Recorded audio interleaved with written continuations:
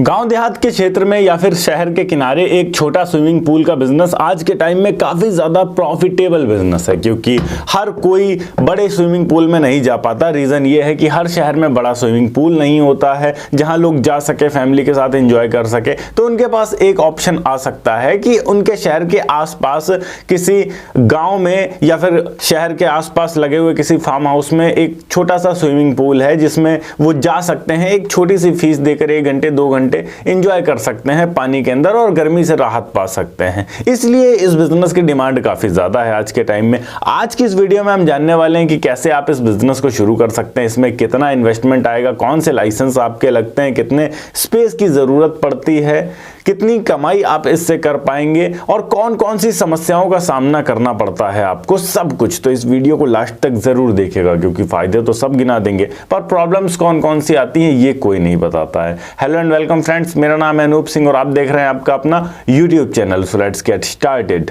सबसे पहली चीज की बात करें कैसे आप इसको शुरू कर सकते हैं। शुरू करने के लिए एक परफेक्ट सा लोकेशन चुनिए। शहर के नजदीक कहीं पर भी आप रख सकते हैं। शहर के नजदीक कोई गांव है या फार्म हाउस है जहां इजीली पहुंचा जा सके, वैसे जगह में आपके पास जगह कम से कम 4000 स्क्वायर फीट या 10,000 स्क्वायर फीट तक है। अगर 4 से ऊपर है तो ज्यादा बेहतर है। 4 से ऊपर जितना भी आप रख लें, 4000 के ऊपर स्क्वायर फीट होना चाहिए, जिसमें आप एक स्विमिंग पूल बना सकते हैं। 1 से 2000 स्क्वायर फीट एरिया तक भी बना सकते हैं। अगर आपके पास अच्छा पैसा है तो, अगर नहीं है तो छोटा भी आप बना सकते हैं 500 स्क्वायर फीट तक का। फिर उसमें बहुत ज्यादा मजा नहीं आएगा, वो काफी छोटा हो जाएगा।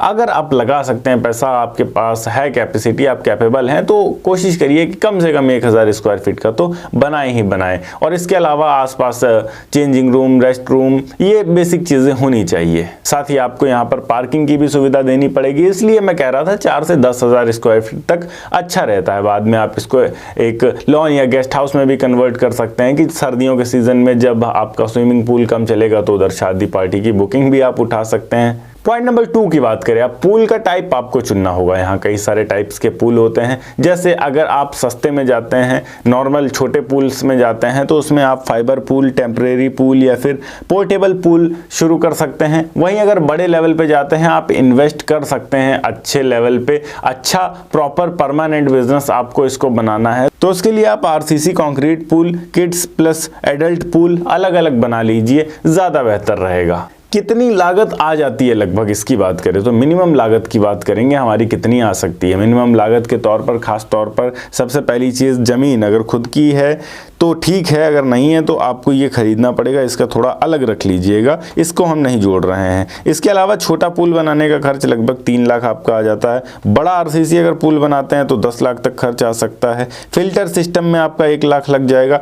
टाइल्स में तकरीबन 2 लाख रुपए हम मान लेते हैं। चेंजिंग रूम में आप 50,000 कम से कम मान लीजिए। इसके अलावा पानी प्लस मोटर सिस्टम, इसमें आप 1 लाख रुपए तो इजीली मान लीजिए। तो मोटा मोटा अगर मानकर चले तो अगर अच्छे लेवल का एक ठीक ठाक सा पुल शुरू करना है तो 5 से 8 लाख का खर्च आ सकता है। और नॉर्मल अगर एक सिर्फ टैंक सा, हौजिया सा बनाकर रख देना है, पुल सा बनाकर रख देना है जिसमें से आप रोज पानी चेंज कर सकते हैं, कोई फिल्टर सिस्टम नहीं, कोई कुछ नहीं, तो उसको आप 50,000 से 1 लाख तक भी शुरू कर सकते हैं। पर उसमें फिर इतना मजा नहीं आएगा, वो प्रॉपर स्विमिंग पूल वाली वाइब दे नहीं पाएगा। बाकी अगर नॉर्मली बनाना है तो आप 1-1.5 लाख रुपए का छोटा भी बना सकते हैं। अगले पॉइंट की बात आते हैं। अब सबसे बड़ी चुनौती यहाँ पर होती है पानी की। पानी हमारा कैसे रहेगा? तो पानी के लिए आपको खास तौर पर बोरवेल करवाना पड़ेगा या वाटर टैंक्स रखने पड़ेंगे, वाटर रिसाइकलिंग सिस्टम रखना पड़ेगा, प्रॉपर ड्रेनेज सिस्टम रखना पड़ेगा। अगर पानी की व्यवस्था मजबूत नहीं है तो ये बिजनेस चलाना बहुत ही ज्यादा मुश्किल हो जाता है। बात करें इसमें कौन कौन से लाइसेंस की जरूरत पड़ती है, क्योंकि इसमें आप पैसा कमा रहे हैं, बिजली का भी उपयोग करेंगे, यहाँ पर आप जमीन से पानी भी निकालेंगे, तो आपको कुछ खास परमिशंस और लाइसेंस की जरूरत पड़ेगी इस बिजनेस के लिए, जिसके बिना अगर आप इसको शुरू करते हैं तो आपको भारी जुर्माना या आपके ऊपर चालान भी हो सकता है। लाइसेंस के तौर पर यहाँ पर सबसे पहले आपको ट्रेड लाइसेंस लेना पड़ेगा, ग्राउंड वाटर परमिशन लेना पड़ेगा ग्राउंड वाटर अथॉरिटी से। इसके अलावा हेल्थ और फायर एनओसी आपको चाहिए होगा, कमर्शियल बिजली का कनेक्शन और पब्लिक लायबिलिटी इंश्योरेंस। इन सब चीज़ों के साथ में आप आसानी से इस बिजनेस को शुरू कर सकते हैं, कोई समस्या का सामना आपको नहीं करना पड़ेगा। अब बात करते हैं कौन कौन सी समस्याओं का सामना एक्चुअली हमको बिजनेस में करना पड़ता है जब हम हर तरीके से अपने बिजनेस को शुरू कर लेते हैं। सबसे पहली चीज़ प्रॉपर पानी चाहिए होता है। अगर पानी की कमी हुई तो फिर आप इस बिज़नेस को नहीं चला पाएंगे। इलेक्ट्रिसिटी पूरे टाइम आपको चाहिए होती है ताकि जो आपका पानी है वो चलता रहे। ऐसा ना हो कि पानी रुका हुआ है, स्थिर है, तो फिर वो गंदा हो जाता है। फिल्ट्रेशन सिस्टम आपका काम करते रहना चाहिए। दूसरी चीज़, अगर पानी गंदा हो गया है आपका तो वो पूरी तरीके से लोग आना बंद कर देंगे। अब उन सबको वापस लाने के लिए आपको पानी साफ रखना पड़ेगा। बार बार ज़मीन से अगर पानी निकालेंगे तो फिर अथॉरिटीज़ दिक्कत कर सकती हैं। तो जो पानी आपके पास है उसी को रिसाइकल करके आपको यूज़ करना रहता है। और उस पानी को क्लीन करने के लिए आपको अच्छा खासा मेंटेनेंस लगाना पड़ता है, जिसमें क्लोराइन केमिकल डालना पड़ता है, पूल क्लीनिंग मशीन रखनी पड़ती है, डेली का डेली मेंटेनेंस आपको करना पड़ता है। तो मेंटेनेंस के लिए 1-2 स्टाफ आपको रखना पड़ेगा पूरे टाइम। पॉइंट नंबर 3, अब सेफ्टी का भी यहाँ काफ़ी ज़्यादा खतरा होता है। कोई नहा रहा है, पैर फिसला या फिर उसका सर में चोट लग गई, फट गया, तो कोई अगर सीरियस इंजरी हो जाती है तो फिर आपके ऊपर सीधी बात आ सकती है। सीधा का सीधा आपको टारगेट किया जा सकता है। जो प्रशासन है वो आके आपके मत्थे पर खड़ा हो जाएगा। तो ये सब भी थोड़ा सा रिस्की काम रहता है। हालांकि अगर आपके पास सारे डॉक्यूमेंट्स हैं, आप डॉक्यूमेंट्स से बिल्कुल स्ट्रांग हैं, तो फिर आपको कोई भी समस्या नहीं होगी। पर अगर आपके पास उस स्थिति में जब किसी को हैवी इंजरी हो जाती है और अथॉरिटीज़ आपके पास आएंगी और आपके पास एक भी डॉक्यूमेंट कम पाया गया तो फिर बहुत ज़्यादा भारी जुर्माना लगाया जा सकता है आपके ऊपर। इसलिए सिंपल सी चीज़ है, आपको सेफ्टी जैकेट रखना पड़ेगा, एक लाइफ गार्ड, या फिर आप खुद अगर अच्छे तैराकी हैं तो रह सकते हैं साथ में पूरा टाइम।